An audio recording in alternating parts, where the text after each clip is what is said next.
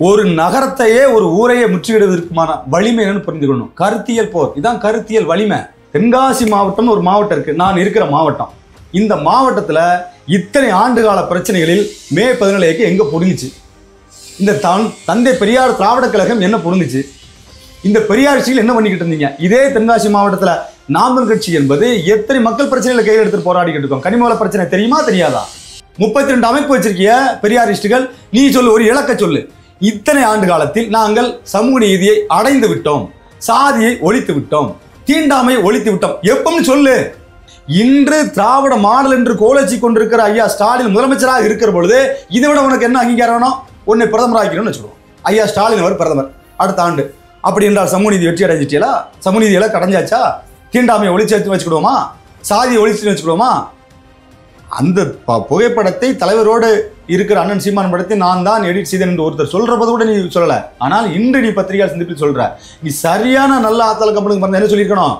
அன்று நீ வாங்கும் போது அண்ணா இது என்னென்ன பிரச்சனை, பெரியாரிய அடிவரடிகள், பெரியாரிய தொண்டர்கள் போராட்டத்தை தீவிரப்படுத்துங்க, அந்த தீவிரமான போராட்டம் தீக்குளிக்கும் போராட்டமாக இருக்க வேண்டும் என்பதை நாங்கள் உங்களுடைய மனநிலை பாதிக்கப்படாமல் இருப்பதை தெளிவாக உணர்ந்து கொண்டு பதிவு செய்கிறோம். அட என்னங்க, இன்னும் அவங்களுக்கு தெரியாது. ஒரு ப்ராப்பர்ட்டியை உங்களால் குயிக்காக வாங்கவும் முடியும், விற்கவும் முடியும். அதுக்கு நீங்கள் ஃபஸ்ட்டு பண்ண வேண்டியது குயிக் ப்ராப்பர்ட்டி ஆப்பை டவுன்லோட் பண்ணணும். ப்ளே ஸ்டோர் அண்ட் ஆப் ஸ்டோரில் ஆப் இருக்குது. குயிக்காக டவுன்லோட் பண்ணி உங்களோட ப்ராப்பர்ட்டிஸை சேல் பண்ணுங்கள். நாம் மீடியா நேயர்கள் அனைவருக்கும் எனது அன்பார்ந்த வணக்கங்கள். இன்னைக்கு இந்த நிகழ்ச்சியில் நம்ம யாரோட இணைஞ்சிருக்கோம் அப்படின்னா, நாம் தமிழர் கட்சியோட மாநில கொள்கை பரப்பு செயலாளர் அண்ணன் ஆக்கோ தங்கவேல் அவர்களோட தான். நான் வணக்கம். வணக்கம். நான் இப்போ நாம் தமிழர் கட்சியிலேருந்து தொடர்ச்சியாக நிர்வாகிகள் வெளியேறிக்கிட்டே இருக்கிறாங்க. இப்போ ரீசெண்டாக கூட நேற்று கூட நாம் தமிழர் கட்சியிலேருந்து ஒரு 3000 பேர் வெளியேறி திமுகவில் சேர்ந்துருக்காங்க அப்படின்னு சொல்லிட்டு சோசியல் மீடியாலலாம் அதிகமாக ட்ரெண்ட் ஆகிட்டு இருக்கு. ஸோ தொடர்ச்சியாக கட்சியிலேருந்து நிறைய பேர் வெளியேறதுக்கு காரணம் என்னன்னா, அது போலியான செய்தின்னு பார்க்கணும். முதலாவதாக நாம் மீடியா உறவுகளுக்கு வணக்கம். சமீபத்திய செய்திகளெல்லாம் நீங்கள் பார்க்கும்போது பார்த்தீங்கன்னா, ஒரு அரசுக்கு எப்போது நெருக்கடியெல்லாம் வருதோ அந்த நெருக்கடியை திசை திருப்புவதற்கு, அந்த நெருக்கடியை சமாளிப்பதற்கு இப்படியான செய்தியை பரப்புவது என்பது இப்போது நடந்ததில்லை. கிட்டத்தட்ட 60 ஆண்டு காலமாக திராவிட முன்னேற்ற கழகம், திராவிட மாடல் செய்து கொண்டிருக்கிற ஒரு அரசியல், கேவலங்கட்ட அரசியல். நீங்கள் எப்போது இந்த செய்தி இன்னும் கூர்மையடையுதுன்னு பார்க்கணும். தமிழ்நாட்டுடைய 3வது பெரிய கட்சியாக நாம் தமிழர் கட்சி அங்கீகரிக்கப்படுகிறது, தேர்தல் ஆணையத்தால் அங்கீகரிக்கப்படுகிறது. அதைத் தொடர்ந்து ஈரோடு இடைத்தேர்தலில் தனித்து களமாக காண்கிறது. அதுவும் நேரடியாக கடந்த முறை காங்கிரஸோடு, இப்போது திமுகவுக்கும் நாம் தமிழருக்கான நேரடியான மோதல். இப்படியான போக்கில் நாம் தமிழர் கட்சி ஒருபுறம் வளர்ச்சி பாதையை சென்று கொண்டிருக்கிறது. தேர்தலில் தனித்து போட்டி, கொள்கை அறிவித்த நாள் முதல் இன்று வரை அதே கொள்கை பிடிப்போடு அதே பயணத்தில் பயணித்து கொண்டிருக்கிறது. அதை தாண்டி தேர்தல் ஆணையத்தின் அனுமதி, அங்கீகாரம், அதை தாண்டி புதிய கடந்த வாரங்களில் கிட்டத்தட்ட தமிழ்நாடு முழுமைக்கும் உறுப்பினர் சேர்க்கை முகாம் போட்டு பொதுமக்களை 10,000க்கும் மேற்பட்ட பொதுமக்களை கட்சியில் இணைத்து கொண்டது. இப்படி என்ற வளர்ச்சி போக்கில் ஒருபுறம், மற்றொரு புறம் அரசு தன்னுடைய நிலைப்பாட்டிலிருந்து அரசுடைய சட்ட விதிமுறைக்கிட்ட இங்கே இருக்கிற வன்முறைகள், இங்கே இருக்கிற சமூக நீதி பதட்டமாவது, மக்களுக்கு பாதுகாப்பு இல்லாமை, இப்படி என்று அரசுக்கு ஒரு குழப்பமான சூழல் இருக்குது. நாம் தமிழர் கட்சி ஒரு புறம் வளர்ந்து கொண்டிருக்கிறது. ஆனால் திராவிட முன்னேற்ற கழகம், திராவிட மாடல் அரசு தொடர்ச்சியாக கனிம வள பிரச்சனை, பாலியல் வன்கொடுமை, சிறு குழந்தைகளுக்கான இப்படி என்ற மாணவர்கள் போராட்டம், ஆசிரியர்கள் போராட்டம், இப்படியான தொடர்ச்சியாக போராட்டம் நடந்து கொண்டிருக்கிறது.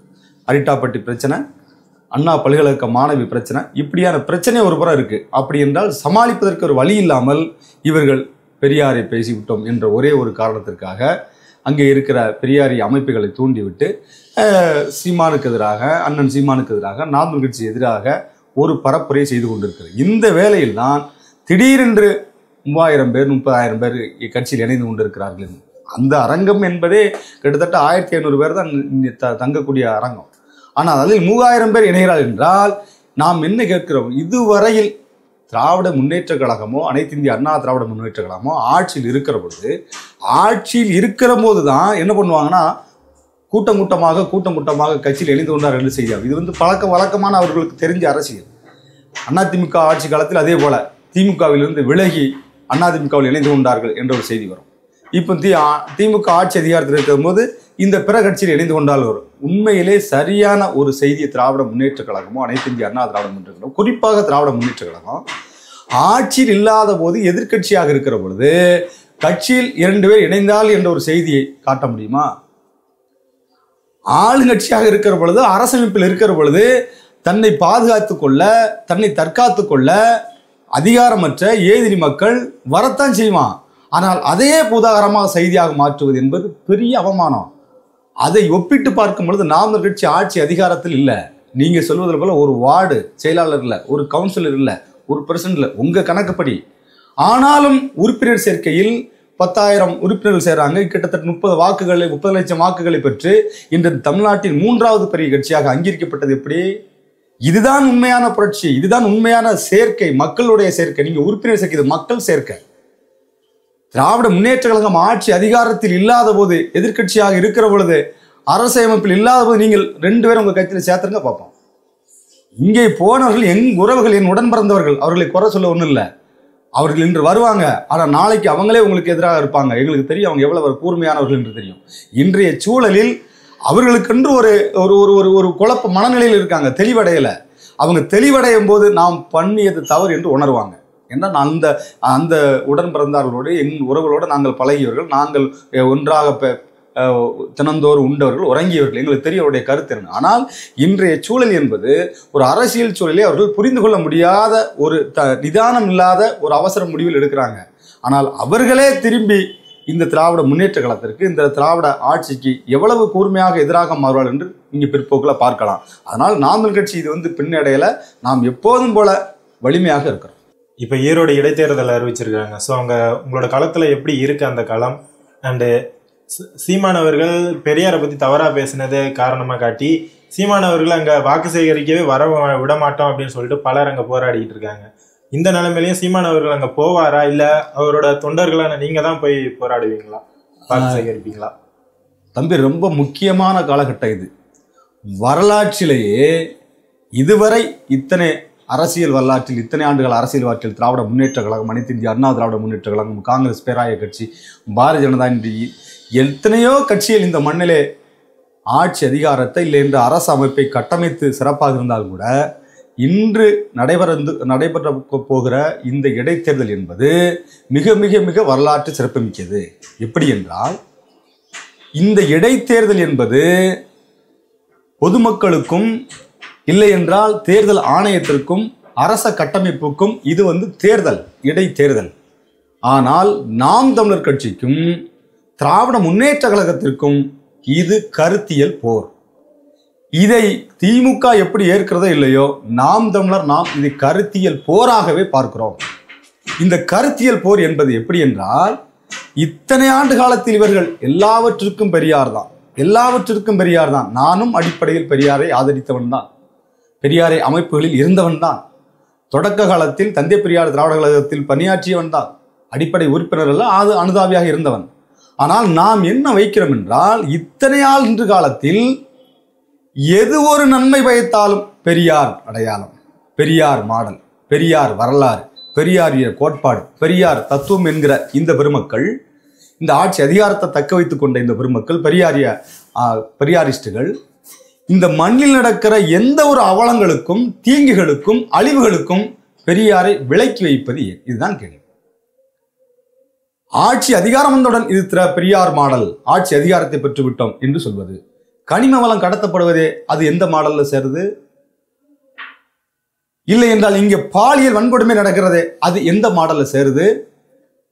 இங்க இருக்கிற எமது கனிம வளம், காட்டு வளம், நீர் வளம் அழிக்கப்பட்டு 60 ஆண்டு காலத்தில் பெரிய இந்த நாடை சுடுகாடாக ஒரு சூழல் இருக்கிறது, இது எந்த மாடலில் சேர்கிறது? ஆனால் எல்லாவற்றிற்கும் பெரியார் பெரியாருங்கிறது நமக்கு ஒரு கேள்வி எழுகிறது. நீங்கள் எப்படி சொல்லீர்களோ, இந்த பெரியாரிஸ்டுகள் என்ன சொல்லுவாங்கன்னா, நாம் பெரியாரை விமர்சனம் செய்கிற பொழுது, பெரியார் மீது கேள்வி கேட்கிற பொழுது, பெரியார் சொன்ன தத்துவங்கள், பெரியார் சொன்ன கோட்பாடுகள், பெரியார் மேற்குறிப்பிட்ட குறிப்புகளை அந்த காலத்திற்கு ஏற்ப ஒப்பீடு செய்யணும். அந்த காலத்தில், அந்த நேரத்தில் அப்போ உள்ள அரசியல் சூழல், அப்போ இருக்கிற புறச்சூழல், இதை ஒட்டி அந்த கருத்தை ஒத்து பார்க்கணுமே தவிர இப்போது அது பார்ப்பது அது பொருந்தி போகாதுங்கிறாங்க. அதே தான் நாங்கள் கேட்குறோம். நீங்கள் பெரியாரை பேசியதோ, பெரியாரை ஆதரித்ததோ, பெரியார் கோட்பாடு என்பது அவர் வாழ்ந்த அந்த நேரத்திற்கு, அந்த சரத்திற்கு அது சரி, கோட்பாடு சரி. அது உங்கள் வாக்குமூலத்திலேயே முடிஞ்சது. அது ஏன் கொண்டு வந்து இப்ப பெரியார் மாடல் இங்க கொண்டு வரணும்? இங்கு பெரியார் மாடல் மட்டும்தானா இருக்கு? பெரியார் வாழ்ந்த காலத்திலே எமது முன்னோர்கள் எத்தனை பேர் இருந்திருக்காங்க? எமது அரும்பெரும் பாட்டன்கள் இருவர் இல்லையா?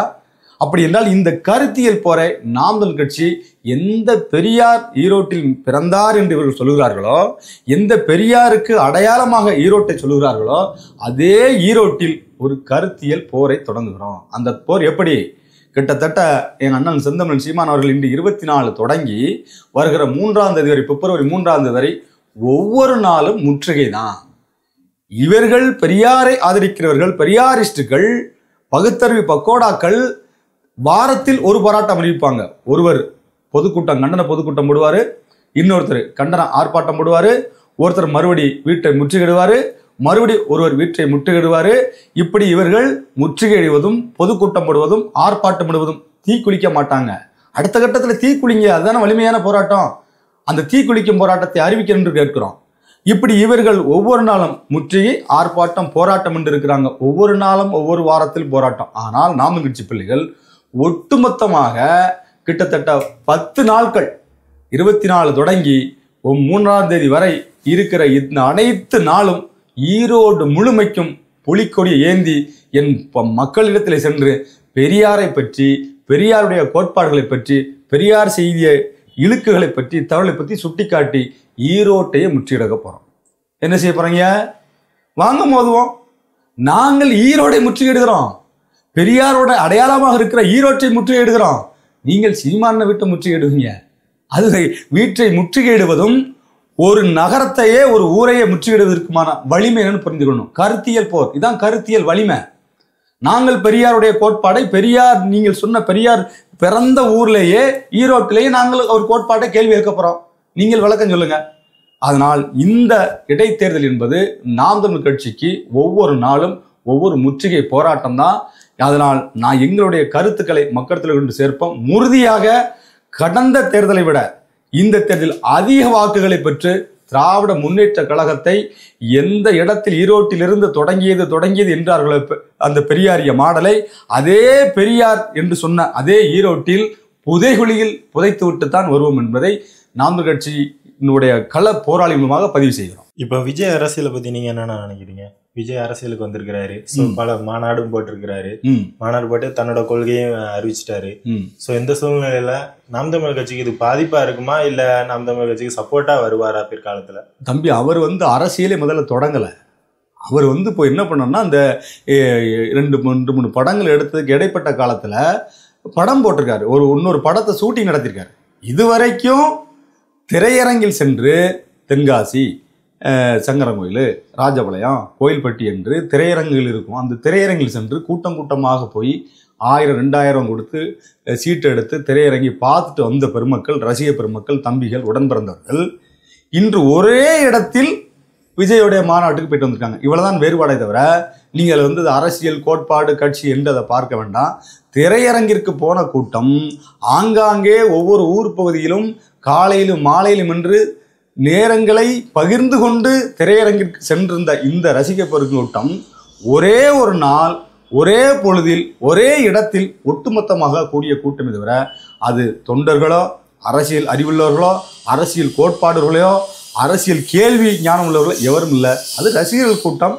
அது ஒருபோதும் நமக்கு, நாம் தமிழ் கட்சிக்கு மட்டுமல்ல, அந்த நிலத்திற்கே பயன்படாது. அவர்களுடைய அரசியல் என்பது எடுபடாது. இன்னும் வருங்காலத்தில் நம்ம பார்ப்போம்.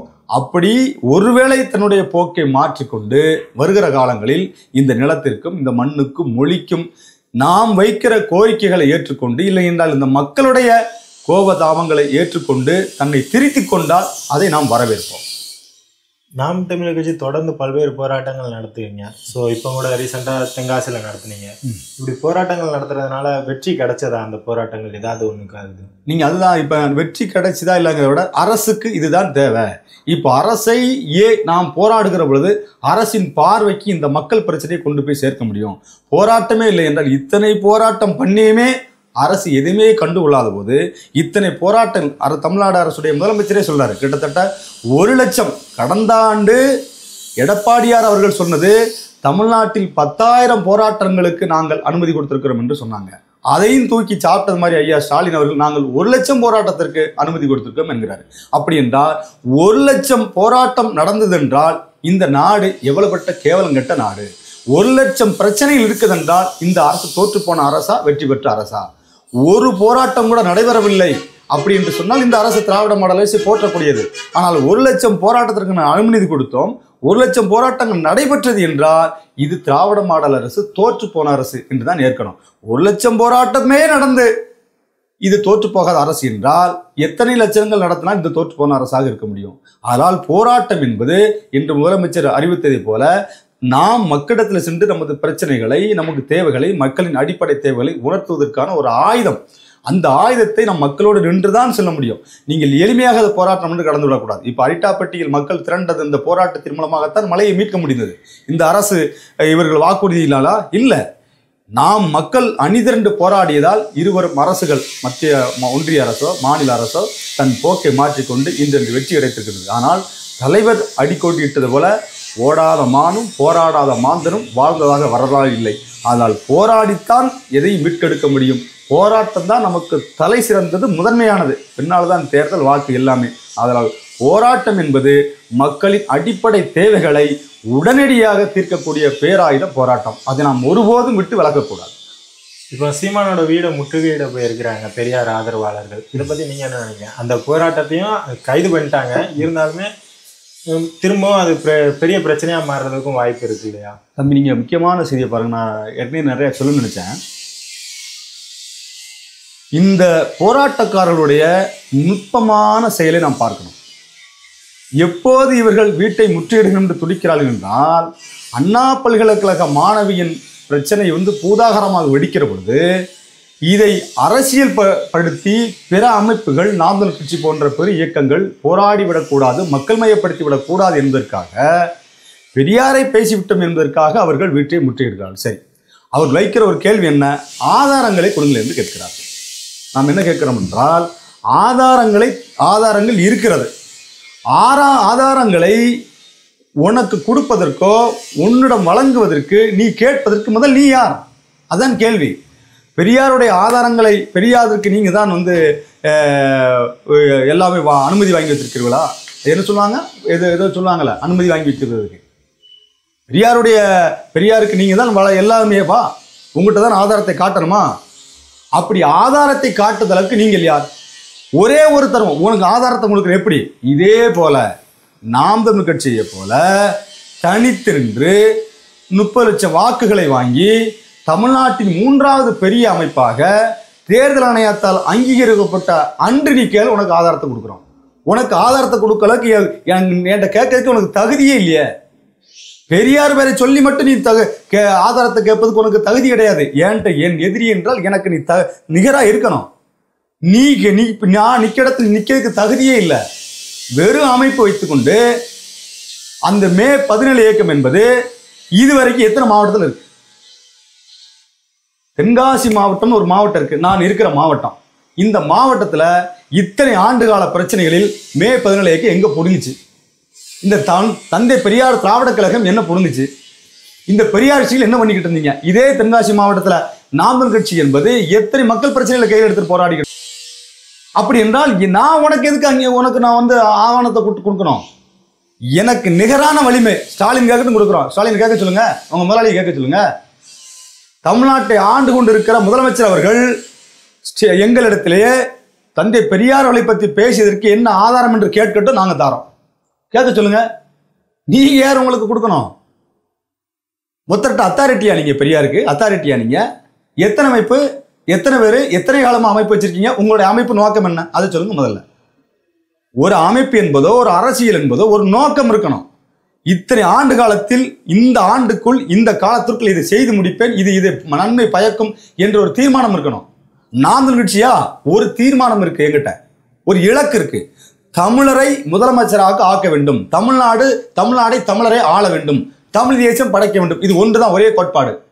உங்களுக்கு என்ன கோட்பாடு இருக்கு? சமூக நீதி, ரைட்டு. சமூக நீதியை இந்த 60 ஆண்டு காலத்தில் திராவிட மாடலில் பெறாத சமூக நீதி எப்ப நீ பெறப்போற? 32 அமைப்பு வச்சிருக்கிய பெரியாரிஸ்டுகள், நீ சொல்லு, ஒரு இலக்க சொல்லு. இத்தனை ஆண்டு காலத்தில் நாங்கள் சமூக நீதியை அடைந்து விட்டோம், சாதியை ஒழித்து விட்டோம், தீண்டாமையை ஒழித்து விட்டோம், எப்பன்னு சொல்லு. 10 ஆண்டுகள்ல இலக்கு வச்சுக்கணுமா? 20 ஆண்டுகள் நாங்கள் ஒழிச்சிக்கோம், எங்களுடைய இலக்கு இருக்கு. 30 ஆண்டுகள் ஒழிச்சுக்கோ. இன்று திராவிட மாடல் என்று கோலச்சி கொண்டிருக்கிற ஐயா ஸ்டாலின் முதலமைச்சராக இருக்கிற பொழுது இதை விட உனக்கு என்ன அங்கீகாரம் வேணும்? உன்னை பிரதமர் ஆக்கணும்னு வச்சுக்கோம். ஐயா ஸ்டாலின் அவர் பிரதமர் அடுத்த ஆண்டு. அப்படி என்றால் சமூக நீதி வெற்றி அடைஞ்சிட்டீங்களா? சமூக நீதி எல்லாம் கடைஞ்சாச்சா? தீண்டாமையை ஒழிச்சு வச்சுக்கிடுவோமா? சாதியை ஒழிச்சு வச்சுக்கிடுவோமா? ஐயா ஸ்டாலின் அவர்கள் பிரதமர் ஆனா கூட உங்களுடைய அமைப்பு இருக்கும். ஐயா ஸ்டாலின் அவர்கள் இந்த ஒட்டுமொத்த அமெரிக்க அதிபரானா கூட நீங்க தீண்டாமை ஒழிச்சு கொண்டு போராடி கொண்டே இருப்பீங்க. எதுக்கு இந்த அமைப்பு இத்தனை ஆண்டு காலமா? அதுதான் பெரியாருக்கு பின்பாக, பெரியார் காலத்திலே முடியல, பெரியாருக்கு அப்புறமாக பெரியாருக்கு ஒரு அமைப்பாக இருந்தாரு. பெரியாருக்கு பின்பாக 32 அமைப்புகள் என்று பெரியாரை தூக்கிட்டு வரீங்க. உங்களாலேயே தீண்டாமை ஒழிக்க முடியல, சாதியை ஒழிக்க முடியல. உங்களுடைய இலக்கு என்ன? உங்கள் அமைப்பின் நோக்கம் என்ன? உங்களுடைய நோக்கம் என்பது ஆளுகிற இந்த திராவிட முன்னேற்ற கழகத்திற்கு அடிவருடுவது, அவர்களுக்கு அந்த ஆட்சி அதிகாரத்திற்கு பங்கு வராமல் பார்த்துக் கொள்வது, அந்த ஆட்சி அதிகாரத்தை எவன் கேள்வி கேட்கிறானோ அவனுக்கு எதிராக போராடுவது. இதுதான் உங்களை வேலை. இதுக்கு தான் அமைப்பா? இந்த அமைப்பை வச்சுக்கிற உனக்கு எதுக்கு நாங்கள் கொடுக்கணும்? என் கிராமத்தில் சொல்லுவாங்க, வெண்கல பூட்டை உடைச்சு விளக்கு மாத்த தூக்கிட்டு போன கதையா? நான் உடைச்சது வெண்கல பூட்டு, விளக்கு மாத்த தூக்கத்துக்கு ஓண்ட வந்து நான் பதில் சொல்ல முடியாது. வெண்கல பூட்டை உடைச்சிருக்கேன். வீட்டு ஓனர் கேட்கட்டும், வீட்டு வேலைக்காரன் நீ கேட்டுக்கிட்டு இருக்க. பெரியாரை பேசுவதற்கும் பெரியாரை கேள்வி கேட்பதற்கும் எங்களுக்கு உரிமை இருக்கு. இந்த மண்ணில் பிறந்திருக்கேன். என் மண்ணில் வந்து பெரியார் அரசியல் பண்ணியிருக்காரு, என் மண்ணில் வந்து பெரியார் அமைப்பு கட்டியிருக்காரு. எனது தாத்தனும் பாட்டனும் பெரியாருக்கு பின்னால் அணிவகுத்து போயிருக்காங்க. என் தாத்தனும் பாட்டனும் என் பெரியாருக்கு பின்பாக போராடி இருக்கிறாங்க. அவன் வயிற்றில் பிறந்த பிள்ளை, நான் பெரியாரை கேள்வி கேட்பேன், உரிமை இருக்கு. அதற்கு சான்று கேட்டேன்னா சரி, பெரியார் என்ன சான்றை வச்சு பேசினாரு? இதிகாசத்தில் இருக்கிறது புராணத்தில் இருக்குன்னு சொன்னாரு. அது அப்படி நான் ஏற்க முடியாது. புதியாத்திலும் புராணத்திலையும் அவர் சொன்ன கோட்பாடு, அவர் சொன்ன சான்றை கொடுக்க முடியுமா? பெரியாரை பத்தி இல்லாதது பேசினால் தவறு, அவர் பேசியதை பேசுது என்பது தவறாகும். எங்கள் ஐயா அழகாக பதிவு பண்ணாரு. தமிழர் திருமணம் என்ற ஒரு புத்தகம், மாப்போசி ஐயா ஒரு புத்தகம் போட்டிருக்காரு. அந்த புத்தகத்துல மணியம்மையை திருமணம் செய்யும் போது பெரியார் அவர்கள் வந்து கையெழுத்து போடுறாங்க, ஒப்புதல் கையெழுத்து போடணும். அப்போது இந்த திருமணம், தமிழர் திருமண சட்டம் என்பது புதிதாக அந்த ஆணை போடப்பட்டது. ஆனால் திருமண சட்டத்தில் தந்தை பெரியார் என்ன போடுறாரு? பெரியார் அவர் என்ன போடுறாரு தெரியுமா? தான் ஒரு பகுத்தறிவு இந்து என்று பதிவு வந்தாரு. இதுக்கு சான்று கேட்பீங்களா நீங்க? இதுக்கு சான்று எங்க இருக்குன்னா, மாப்போசி ஐயா எழுதிய புத்தகத்துல, தமிழர் திருமணத்துல புத்தகத்துல இருக்கு. அதுக்கு ஏன்ட சான்று கேட்கக்கூடாது, மாப்போசி ஐயாட்ட தான் கேட்கணும். ஒருத்தர் செய்தியை ஒரு கடத்தும் போது அந்த செய்தியை தான் மக்கள்கிட்ட கொண்டு பேச, அதற்கு ஆதாரம், ஆதாரத்தை நீ இல்லைன்னு நிரூபி, இப்படி பேசல என்று நிரூபி. பெரியார் இப்படி பேசல, மாப்போசி இது எழுதிய தவறு என்று நிரூபி. முதல் சான்று என்பது இந்த நிலத்தில் இருக்கிற அந்த கோர்மையை காயடிப்பது. ஏற்கிறியா இல்லையா தான் கேள்வி. உங்களுக்கு பயம் வந்துட்டது, யாரும் பேசாதே பேசுறாங்க. பெரியாரை கேட்பதற்கு எங்களுக்கு தார்மீக பொறுப்பு இருக்கிறது. நீங்கள் பதில் சொல்லுங்க. இல்லை என்றால் அரசுக்கு கோரிக்கை வைங்க, அரசு கேட்கட்டும். அரசு கேட்காத நீ யாரு கேட்கறதுக்கு? ஆனால் பெரியாரை பற்றி நாங்கள் இன்னும் தொடர்ச்சியாக கொண்டு வைப்போம். பெரியார்கள் அந்த பெரியார் வீட்டை முற்றியிட்டு என்பது அது ஒரு தேவையற்றது. அண்ணன் அழகா சொன்னார்ல, நாங்கள் கோட்டையை முற்றியிடக்கூடியவர்கள், வீட்டை முற்றியிடுவது அல்ல. நீங்கள் வந்தால் அழகா சாப்பிட்டு போயிருக்கலாம். இந்த போராட்டம் என்பது எப்படி நடக்கும் என்று உங்களுக்கு தெரியாதா? ஜனநாயகத்தில் நான்கு கட்சிக்கு முன்பாக இத்தனை ஆண்டு காலத்தில் நீங்கள் போராட்டங்கள், பல ஆயிரம் போராட்டங்களை நடத்திருக்கிறீங்க. அண்ணன் கோவை ராமகிருஷ்ணனுக்கு தெரியும், எத்தனை ஆண்டு கால போராளி, ராணுவ வண்டியே மறித்து போராடினவர். அப்படி என்றால் ஒரு போராட்டம் இப்படித்தான் நடக்கும். காவல்துறை தடுக்கத்தான் முடியும், காவல்துறை வேடிக்கையெல்லாம் பார்க்காது. காவல்துறை மீறி நாங்கள் அங்கே வரும்போது காவல்துறை மீறி நீங்கள் அது நடக்காது ஜனநாயக. அப்படி என்னன்னா கருத்தியல் போர், அதை செய்யலாம். நீங்க எங்கள் அண்ணன் செந்தமிழன் சீமானை தீகா மேடைகளில் பேச வாய்ப்பு கொடுத்தோம். தீகா தான் சீமானை வளர்த்து விட்டது. தீகா தான் திராவிட கழகத்தை சேர்ந்தவர் தான் சீமானை வளர்த்து விட்டார்கள். ஒன்று தெரியுமா? திராவிட கழகம் தீகாய் பெரியாரிஸ்ட். நீங்கள் சீமானை வளர்த்ததே இல்லையோ எங்களுக்கு தெரியாது. ஆனால் நாம் தமிழர் கட்சியை திராவிட முன்னேற்ற கழகம், தீகா, பெரியாரிஸ்டுகள், மே 17 இயக்கம், தந்தை பெரியார் திராவிட கழகம் எல்லோரும் சிறப்பாக வளர்க்கிறீர்கள். உங்களுடைய பங்கு என்பது, உங்களுடைய போராட்டம் என்பது நாம் தமிழர் கட்சிக்கான அங்கீகாரம். நாம் தமிழர் கட்சி வளருவதற்கு நீங்கள் தினந்தோறும் இப்படி போராடி கொண்டே இருக்கணும். நாம் தமிழர் கட்சியை அங்கீகரிப்பதற்கும் வளர்ப்பதற்கும் உங்களுடைய போராட்டங்கள் வெகுவாக பயன்படுகிறது. தொடர்ச்சியாக போராடுங்கள் என்று அவர்களுக்கு நாம் பணிவோடு கேட்கிறோம். நான் இப்போ ரீசெண்டாக பிரபாகரன் அவர்களோட சேர்ந்து சீமான் எடுத்த ஃபோட்டோ நான் தான் எடிட் பண்ணி கொடுத்தேன் அப்படின்னு சொல்லி ஒருத்தர் சொல்லியிருக்கிறாரு. ஸோ இது எந்த அளவுக்கு உண்மை? இது இப்போ உண்மைதானா இல்லை பொய்யா? அவர் சொன்னதுக்கு அப்புறமா இன்றைக்கு ஒருத்தர் பேசியிருக்காரு, ராஜீவ் காந்தின்னு ஒருத்தர், காங்கிரஸ் கட்சியுடைய ராஜீவ் காந்தி மாதிரி தான் அவர். ராஜீவ் காந்தியோட மோசமானவர் இவர். அந்த அந்த கருவியை நான் தான் வாங்கியே கொடுத்தேன் அப்படின்னு சொல்றாரு. நான் என்ன கேட்குறேன், நீங்களாம் மனநோயாளிகளான்னு கேட்குறேன். மனநோயாளிகளா? அன்று நீ தான் வாங்கி கொடுத்துருக்க, இன்று வரைக்கும் வாயில கொலக்கட்டை வச்சிருந்த எதுக்கு சொல்லாம இருந்த? ஒருவேளை நாம் முன்பாக அந்த முதல் குற்றச்சாட்டு சொன்னார் பாருங்க, நான் தான் எடிட் செய்தோம்னு, அவரை பாராட்டலாம். ஏன்னா அவர் கூட நான் செய்தோம் என்று சொன்னதுக்கு அப்புறம் தான் ராஜீவ்காந்தி சொல்றார். ஆனா ராஜீவ்காந்தி, நீ மிகப்பெரிய அறிவாளி, நீ பெரிய வழக்கறிஞர், நீ போய் பேருந்துக்கெல்லாம் பெயிண்ட் அடிச்சவன், அறிவாலயத்தின் திண்ணையிலே படுத்திருக்கிய, உனக்கு அறிவில்லையா? நீ திராவிட முன்னேற்ற கழகத்திற்கு நீ போய் பொறுப்பு வாங்கி டயரை நக்கும் போதே இது தலைவரோட எடுத்த படம் சொல்ல ஏன் தகுதி இல்லை உனக்கு? இப்ப யாரோ ஒருத்தர் சொன்னதுக்கு அப்புறம் நான் தான் வாங்கி கொடுத்தேன்னு சொன்னேன்னா இந்த ஈனப்பிழப்பு உனக்கு தேவையா? ஒன்று தெரியுமா, ஈழ பிரச்சனையும் ஈழ போராட்டமும் தமிழர் விடுதலையும் தமிழர் தேசமும் எப்படி சிதைந்தது, வீழ்ந்தது, அழிந்தது என்றால் உன் போன்றவர்களால் தான். இன்றைய காலத்தில் இத்தனை நவீன யுகத்தில், இத்தனை அரசியல் தெளிவில், இப்படியான சூழ்ச்சிகளில் இப்படி துரோகம் செய்வது போல கடந்த காலத்தில் எத்தனை பேர் வந்திருப்பான்? அந்த புகைப்படத்தை தலைவரோடு இருக்கிற அண்ணன் சீமான் படத்தை நான் தான் எடிட் செய்தேன் என்று ஒருத்தர் சொல்றபோது கூட நீ சொல்லல. ஆனால் இன்று நீ பத்திரிகை சந்திப்பில் சொல்ற, நீ சரியான நல்ல ஆத்தல் கம்பெனிக்கு பிறந்த என்ன சொல்லியிருக்கணும்? அன்று நீ வாங்கும் போது, அண்ணா இது என்னென்ன பிரச்சனை, இது ஏன் அப்படி பண்றீங்க, இது என்ன படம், விளக்கம் கேட்டுக்கணுமா இல்லையா? அன்னைக்கு எங்க என்ன பண்ண? அன்னைக்கு காலம் நக்கிட்டு இருந்த, இன்னைக்கு திமுக காலம் நக்கிட்டு இருக்கியா? ஒன்று தெரியுமா, நான் அந்த செய்தி வந்த உடனே எல்லாற்றும் பகிர்ந்ததுதான். தலைவர் பிரபாகரனையோ செந்தமிழன் சீமானையோ எந்த கருவியும் இணைக்கவில்லை, இது காலம் இணைத்தது. இந்த காலம்தான் தமிழ் தேசியத்தையும் தமிழ் ஈழத்தையும் தலைவர் பிரபாகரனையும் செந்தமிழ் சீமானையும் ஒன்றாக இணைத்தது. எந்த கருவியும் மயிரும் இணைக்கவில்லை. இந்த கருவி இணைத்ததற்காக நாங்கள் பின்னாலும் இல்லை. அதுதான் முக்கியம். செந்தமிழன் சீமானை பின்தொடர்ந்து வருகிறவர்கள், போராடி கொண்டிருக்கிறவர்கள், இது தமிழ் தேசியத்தை வென்றெடுக்க வேண்டும் என்று துடிக்க கொண்டிருக்கிறவர்கள்லாம் ஏதோ தலைவருடைய படத்தோடு இருக்கிறார் என்பதற்காக மட்டுமல்ல, அவருடைய தத்துவமும் இந்த மண்ணின் போராட்டங்களும் தேவையை கொண்டுதான். நானே பல படங்களை உடனே தலைவரோட அண்ணன் சீமான் இருப்பதை போல டிசைன் பண்ணி போட்டு உடனே அது நான் சொல்லிடுறதா? கருவி இணைத்ததல்ல, காலம் இணைத்தது, காலத்தின் தேவை இணைத்தது. இப்போ எப்படி ஈரோட்டில் எங்களுக்கான அரசியல் தேவை வருது, அதுபோல காலம் இணைத்தது. அதனால இந்த கருவி விஷயத்தில் தலைவர் பிரபாகரனை அவர் சந்தித்தார் என்பதும், தலைவர் பிரபாகரனோட படம் எடுத்தது என்பதும், அண்ணன் செந்தமிழன் சீமானுக்கும் தலைவர் பிரபாகரனுக்கும் உள்ள உறவு, அவருக்குள்ள செய்தி, அது காலத்தின் தேவை கருதி அது தானாகவே வெளிவரும். அன்று வரை நாம் பொறுத்திருப்போம். இந்த விமர்சனங்களை கடந்து எது தேவை, அதுதான் நமக்கு முக்கியமான தேவை. நான் இப்போ நாம் தமிழர் கட்சியை தடை பண்ணுவேன் அப்படின்னு சொல்லிட்டு ஆர்எஸ் பாரதி அவர்கள் ஒரு செய்தி வெளியிட்டு இருக்காங்க. அதை பற்றி நீங்கள் என்ன நினைக்கிறீங்க? இல்லை, முதல்ல அவர் பேரை மாற்றினவர் என்ன சொன்னால், நாம் தமிழர் கட்சி என்பது அது இந்த பேரே சீபா ஆதித்தனார் வச்ச பேரு அப்படின்னு பேருக்குள்ளே போனார். அது என்ன, பாரதிக்கு முன்னால் ஆர்எஸ் வருது? நீங்கள் ஆர்எஸ் பாரதியா ஆர்எஸ்எஸ் பாரதியா? நீங்கள் பாரதி என்றாலே நாம் தமிழர் என்றோட உங்கள் ரத்தம் சுண்டணும். இந்த கட்சி தேவை, இப்படிப்பட்ட அமைப்பு இருக்கணும். திராவிட முன்னேற்ற கழகம் இருக்கிற இந்த நிலத்தில் நாம் தமிழர் கட்சி என்ற ஒரு அமைப்பு இருக்கணும் என்று உங்கள் ரத்தம் துடிக்கணும். நீங்க பாரதியா இருந்தா துடிச்சிருக்கும். நீங்கள் ஆர்எஸ்எஸ் பாரதியா இருக்கிறதுனால திராவிட முன்னேற்ற கழகம் இருக்கிற பொழுது நாம் தமிழர் கட்சி என்ற பேர் உங்களுக்கு ஒரு கசப்பு உணர்ச்சியை, ஒரு வெறுப்பு உணர்ச்சியை கொடுக்கத்தான் செய்யும். நீங்கள் அந்த பெயரை தடை செய்வது என்பதோ, கட்சியை தடை செய்வது என்பதோ மிக மிக மோசமான கேவலமான சிந்தனை.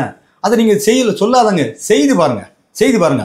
முதலில் நாம் தமிழர் கட்சியை பெயரை மாற்றுவதோ இல்லை நாம் தமிழர் கட்சியை தடை செய்வதற்கு முன்பாக இந்த ஆர்எஸ்எஸ் பாரதி என்கிறத மாற்றி எதையாவது தூய தமிழ்ல பெயர் வைங்க. அதுதான் உங்களுக்கு நாங்கள் வைக்கிற கோரிக்கை. இப்போ சுப வீரபாண்டியன் அவர்கள் சீமானுக்கு மனப்பேரல் ஏற்பட்டிருக்கு, அதனாலதான் இப்படி உளறிட்டு இருக்காரு, பெரியாரை பத்தி தப்பா பேசிட்டு இருக்காரு அப்படின்னு சொல்லி சுப அவர்கள் ஒரு கருத்து தெரிவிச்சிருக்காங்க. அதை பத்தி நீங்க என்ன? இவர் இப்ப இல்லை மட்டும் இல்லை தம்பி, ஓகே, நாம் கட்சி தொடங்கப்பட்ட காலத்துல இருந்து பாருங்க, அண்ணன் எங்கள் அண்ணன் செந்தமிழ் சீமான் ஒரு கோரிக்கை வைக்கிற பொழுதெல்லாம் ஏதோ ஒரு தரப்பிலிருந்து இவர் மனம் விலகிட்டாரு, இவர் மனநோயாயிட்டாரு, இவர் மன்னிப்பு கேட்கணும் என்ற ஒரு கோரிக்கை வந்து கொண்டே இருக்கும். ஈழ பிரச்சனையில காங்கிரஸுக்கு வாக்கு செலுத்தக்கூடாதுன்னு சொல்லும்போது சோனியா காந்திய ராகுல் காந்தியோட ஆத்தா அப்படின்னு சொல்லிட்டாரு. அப்படின்னு சொன்னதுக்காக மன்னிப்பு கேட்கணும்னு காங்கிரஸ் ஒரு கூட்டம் அப்பவே மன்னிப்பு கேட்கணும், சீமான் அந்த வார்த்தையை திரும்ப பெறணும் அப்படின்னு சொல்லிச்சு. சோனியா காந்தி ஒரு வார்த்தையை சொல்லிட்டாருன்னு திரும்ப பெற சொல்லிச்சு. ஆனால் என் அண்ணன் சந்தை இது பண்ணார், அது கடந்து போனார், மன்னிப்பு கேட்க முடியாட்டார். அதுக்கப்புறமா கடந்த காலத்தில் ராஜீவ்காந்தியை இந்த நிலத்தில் கொன்று புதைத்தது நாங்கள் தான் என்று சொன்னார். அது இப்போ வழக்கு நடந்துகிட்டு இருக்கு. அதுக்கு இதே போல காங்கிரஸ்காரர்கள் உடனே மன்னிப்பு கேட்கணும், சீமான் மன்னிப்பு கேட்கணும். அப்போ கூட நினைச்ச அண்ணன் என்ன மன்னிப்பு கேட்பாருன்னு அப்பவும் சொன்னார், நான் கூறியதான் மன்னிப்பு என்பதே இடம் இல்லைன்னு சொல்லிட்டார். அதுக்கப்புறமா கொஞ்சம் கழிச்சு பார்த்தீங்கன்னா திராவிட சுடுகாடுன்னு சொன்னார். திராவிட சுடுகாடுன்னு சொன்ன திமுகவிலிருந்து எப்படி சுடுகாடுன்னு சொல்லலாம்? ரெண்டு திராவிட தலைவர்களுக்கு பின்னால ஜெயலலிதாவும் கருணாநிதிக்கும் இடவில் திராவிட படுத்து கிடக்காங்க, ஆடிய சுடுகாட்டில் படுத்து கிடக்காங்கன்னு சொன்ன உடனே இருவர் அமைப்புகள் மன்னிப்பு கேட்கணும் எப்படி சொல்லிட்டாலாம் அப்படின்னு சொன்னாங்க. மன்னிப்பு கேட்க முடியாதுட்டார். இப்ப கடைசியா பேனாவை வச்சா உடப்பேன்னு சொன்னார். அதுக்கு உடனே மன்னிப்பு கேட்கணும் கலைஞர் ஈஸ்ட்கலாம். அதுக்கப்புறமா ஒரு கதை சொன்னார். இங்கே கலைஞர் என்பது ஒரு திருடன், ஒரு வயதான திருடன் சொன்ன எப்படி கலைஞரை திருடன் சொல்லலாம் மன்னிப்பு கேட்கணும். எந்த இடத்துலையும் மன்னிப்பு கேட்கல. ஆனால் கடைசியாக அவர் மன்னிப்பு கேட்டதில்லை தெரியுமா? பெரியார் விஷயத்துல மன்னிப்பு கேட்டாரு. எப்படி மன்னிப்பு கேட்டாரு? இப்ப சொல்றாங்க பாருங்க, பெரியாரை பேசியதால் திரும்ப பெறணும், மன்னிப்பு கேட்கணும். அழகாக அண்ணன் மன்னிப்பு கேட்டார். மன்னிப்பு கேட்கல, திரும்ப பெற்றார். நான் உண்மையில் திரும்ப பெறுகிறேன். எதை திரும்ப பெறுகிறேன்? பெரியாரை ஆதரித்து 30 ஆண்டுகளுக்கு முன்பு நான் பேசியதை அப்படியே திரும்ப பெறுகிறேன். அப்போது பேசியதை வருத்தப்படுகிறேன் என்று சொன்னார். வருத்தப்படும் சொல்ல, நான் திரும்ப பெறுகிறேன்னு சொன்னார். மன்னிப்பு கேட்கணும். யார் மன்னிப்பு கேட்கணும்? பெரியார் என் நிலத்தை, என் மொழியை, எமது இனத்தை இழிவுபடுத்திற்காக பெரியார் மன்னிப்பு கேட்கணும் என்று சொன்னார். அது மாதிரி யார் மனநோய் பாதிக்கப்பட்டிருக்காரு என்றால் ஐயா சுபவேரி மனநோயாயிட்டாரு, பாதிக்கப்பட்டிருக்காரு. காரணம், இத்தனை ஆண்டு காலத்தில் பெரியாரே சொன்ன தத்துவம் என்ன? நான் எழுதியதை, நான் பேசியதை, நான் சொன்னதை வருகிற தலைமுறை பிள்ளைகள் எவனோ ஒருத்தன் என்னையா ஒரு கிழமை எப்படி எழுதி வச்சிருக்கான்னு ஒருத்தன் பேசுவான் என்று அவரே சொல்லியிருக்காரு. அப்போ உண்மையில் அவர் மீது ஒரு மதிப்பு வருகிறது உங்களை ஈடுபடுத்தி பார்க்கும் பொழுது. ஆனால் அவர் சொன்னதை போல நாம் விமர்சனம் வைக்கிற பொழுது நீங்கள் விமர்சனம் தான் வைக்கணும். ஆனால் விமர்சனம் வச்ச இடத்துல நீங்க போராட்டம் வச்சது என்பது இதுதான் மனநோய், இதுதான் மனநோயா இருக்கீங்க. நான் ஒரு கருத்து வைக்கும்போது கருத்து வைங்க. ஆனால் கருத்து வைக்கும்போது எதிராக போராடுவது என்பது, முற்றுகிடுவது என்பது அது என்ன போக்கு? நாங்கள் போராட்டத்தை பார்க்காதவர்களா? எமது முன்னோர்கள் பார்க்காதவர்களா? ஆனால் நாம் போற இந்த பயணத்தில், இந்த போராட்டத்தின் மூலமாக தடை ஏற்படுத்துவது. உங்களுக்கு அமைப்பு திராவிட முன்னேற்ற கழகம் அரசியலமைப்பில் கொண்டு வாக்கு சேகரிக்கும். நாங்கள் அதே போல தேர்தல் பணியில் செல்லக்கூடாது என்பதற்காக இந்த போராட்டங்கள் மூலமாக எங்களை திசை திருப்புவது. ஒரு கருத்தியலாக நிற்க வேண்டும். ஆனால் சுபபேரி அவர்கள் மட்டுமல்ல, ஐயா வீரமணி போன்ற பெரும் தலைவர்கள் எல்லாம் நீங்கள் அடுத்த கட்ட போராட்டத்தை அறிவிங்க. வெறுமனே முற்றுகை, வெறுமனே ஆர்ப்பாட்டம், வெறுமனே கண்டன பொதுக்கூட்டம் என்று போடாமல் போராட்டத்தை தீவிரப்படுத்துங்க. எங்கள் அண்ணன் செந்தமிழன் சீமானுக்கு எதிராக, நாம் தமிழர் கட்சிக்கு எதிராக, பெரியார் மீது வைக்கப்பட்ட குற்றச்சாட்டுக்கு எதிராக பெரியாரிஸ்டுகள், பெரியாரிய அடிவடிகள், பெரியாரிய தொண்டர்கள் போராட்டத்தை தீவிரப்படுத்துங்க. அந்த தீவிரமான போராட்டம் தீக்குளிக்கும் போராட்டமாக இருக்க வேண்டும் என்பதை நாங்கள் உங்களுடைய மனநிலை பாதிக்கப்படாமல் இருப்பதை தெளிவாக உணர்ந்து கொண்டு பதிவு செய்கிறோம். நான் இப்போ ஈரோடு இடைத்தேர்தல் நாம் தமிழர் கட்சி அங்கீகரிக்கப்பட்ட கட்சியா மாறி இடைத்தேர்தலை சந்திக்குது. ஸோ இதுல வாக்கு சதவீதம் எப்படி இருக்கும்? ஆல்ரெடி 2 கட்சி தான் போட்டிடுறீங்க. நாம் தமிழர் கட்சியும் போட்டியிடுது, திராவிட கழகமும் போட்டியிடுது. ஸோ 2 கட்சி தான் போட்டியிடுது. அப்படிங்கும் போது வாக்கு சதவீதம் எந்த அளவுக்கு உயர்ந்திருக்கும், இல்ல வெற்றி பெறுவதற்கான வாய்ப்பு இருக்குதா அப்படிங்கிறது? தம்பி, நீங்க அப்படி சந்தேகப்படாது. வாக்கு சதவீதத்துக்கு இடம் இல்லை, வெற்றி தான் இலக்கு. உறுதியா வெற்றி அடைகிறோம். எந்த அளவுக்கு வெற்றி அடைகிறோம்னா, இங்கே பெரியார் நாம் வைக்கிற முதல் பெரும் பேராயுதம் பெரியார் தான். இங்க பெரியாரை கொண்டு போய் என் நிலத்தில் எம் மொழியை, எமது பண்பாட்டை, எமது விளிமியங்களை, எமது முன்னோர்களை இத்தனை கேள்விக்குள்ளாக்கி இருக்கிறார்கள் என்று இவர்கள் கேட்ட சான்றை எமது மக்கள் முன்னால் நாங்கள் எடுத்து வைப்பது. இதுதான் பெரிய நமக்கான வாய்ப்பு. இந்த வாய்ப்பு மூலமாக எமக்கு கிடைக்கக்கூடிய வாக்கு. அதே போன்று எதிர்த்தரப்பில் இருக்கிற திமுக நாம் தமிழர் சீமானோ நாம் தமிழர் கட்சியை சொல்வது குற்றச்சாட்டு, அவர்கள் சொல்வது பொய், பெரியார் இப்படி பேசவில்லை என்று பெரியாரை கொண்டு வந்து நிப்பாட்டுவது. இந்த 2 பெரும் முனைகளில் தான் வெற்றி தோல்வி என்பது நிர்ணயிக்கப்படுகிறது. அதைத்தான் நாம் கட்சி இலக்காக வைக்கிறது, களத்தில் காணப்போகிறது. எப்படி இங்கே பெரியாருடைய குற்றச்சாட்டுகள், பெரியார் பற்றிய விமர்சனங்கள், இங்கே பெரியாரை பற்றிய ஆதரவு, பெரியாரை பற்றிய விளக்கங்கள், இதுவாகத்தான் களம் இருக்க வேண்டும் என்று விரும்புகிறது. அதுதான் வெற்றி தோல்வியே. இதை தவிர இந்த தரப்பிலிருந்து பெரியாரை தவிர்த்து எங்கள் அண்ணன் செந்தமிழன் சீமான் சொல்வதை போல காந்தியை தூக்கி கொண்டு வந்தால் அது திமுகவுக்கு மலத்தை போன்ற பயங்கரமான தோல்வி. அந்த தோல்வியை நாம் அருவருக்கிறோம், அந்த வெற்றியை நாம் அருவருக்கிறோம். அவர்கள் என்று பெரியாரை தூக்கி வராமல் காந்தியை தூக்கி வந்தார்கள் என்றால் தோற்று போனார்கள் என்றுதான் நம்மளுடைய ஒப்புமை. ஆனால் நாம் எந்த காரணத்துக்கு கொண்டு பெரியாரை முன்னிலைப்படுத்தி மட்டும்தான் பிரச்சாரம் செய்ய போகிறோம். நமக்கு உறுதியான வெற்றி இருக்கிறது. எதிர்த்தரப்பில் திராவிட முன்னேற்ற கழகத்தில் அவர்கள் காந்தியை தூக்கி வராமல் பெரியாரை தூக்கி வருவார் என்பதை நாம் எதிர்பார்க்கிறோம். நான் பல்வேறு கேள்விக்கு நல்லாவே பதில் சொன்னீங்க, மிக்க நன்றி. தமிழரின் பல்வேறு கூறுகளை, பண்பாட்டு கூறுகளை அரசியல் தளத்தில் என் மக்களிடத்தில் கொண்டு சேர்க்கிற நாம் வலையொலிக்கு மிக்க நன்றியும் பாராட்டுகளையும் தெரிவித்து விடைபெறுகிறேன். நன்றி, வணக்கம். புரோக்கர் இல்லாமல் வீடு, நிலம் வாங்க, விற்க, குயிக் ப்ராப்பர்ட்டி வாங்க, குயிக்காக சேல் பண்ணுங்க. பிளே ஸ்டோர் அண்ட் ஆப் ஸ்டோரில் ஆப் இருக்கு. குயிக்காக டவுன்லோட் பண்ணி உங்களோட ப்ராப்பர்ட்டிஸை சேல் பண்ணுங்க.